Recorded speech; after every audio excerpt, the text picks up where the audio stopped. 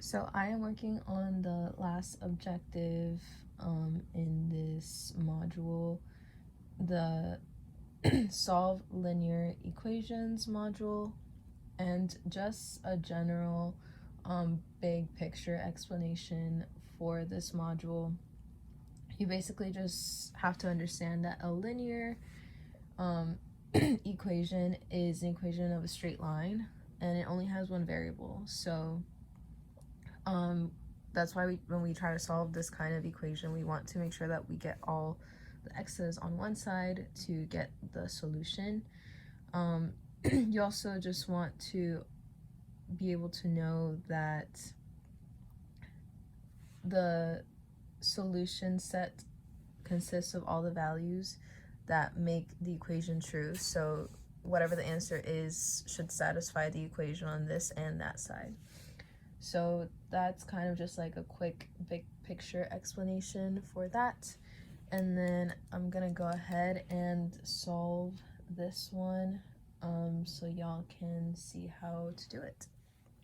So it's very simple. First, you want to distribute this. So the -9 times the -5, which would give 45 positive.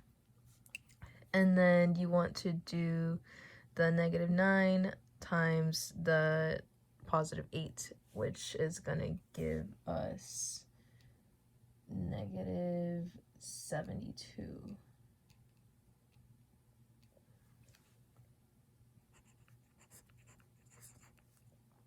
Oh, and I forgot my x next to the 45. Do not do that. Always remember that x. So that's that on this side. Then you just want to repeat that distribution process on this side. So -10 times the -6, which would give us +60x. Then -10 times the -14, which I'm going to consult the calculator for that real quick.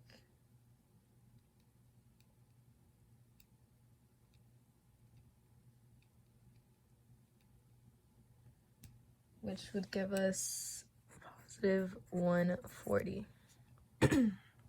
So there's that.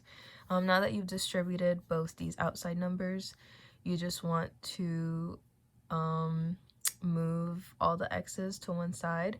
So I'm going to go ahead and move this 45 over to the other side. So -45x, -45x, and then you're left with -72 on this side, and 60 minus 45 is 15x plus 140.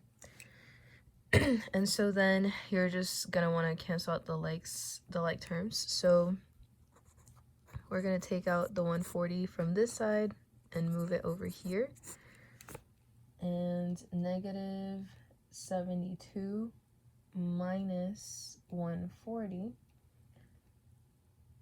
gives us -212, and then we're left with 15x all alone on this side. So of course, to get rid of this x, you just need to divide. So divide both sides by 15.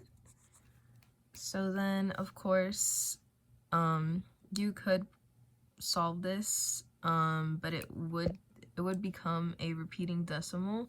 So I would honestly just prefer to leave it as a fraction personally. So the answer is -212 over 15 is x. So this x should be like this result should be able to substitute into any of these equations and turn out true. So just to save some time, I'm gonna plug this into a calculator just to double check if this x would indeed ring this equation true.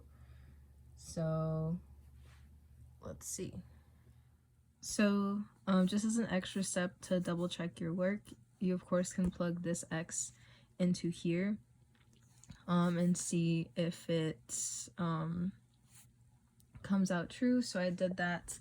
I went ahead and plugged it into a calculator, and it came out to 708 for one side, and then I plugged the other side in, and it also came out to 708, which means that this answer is correct.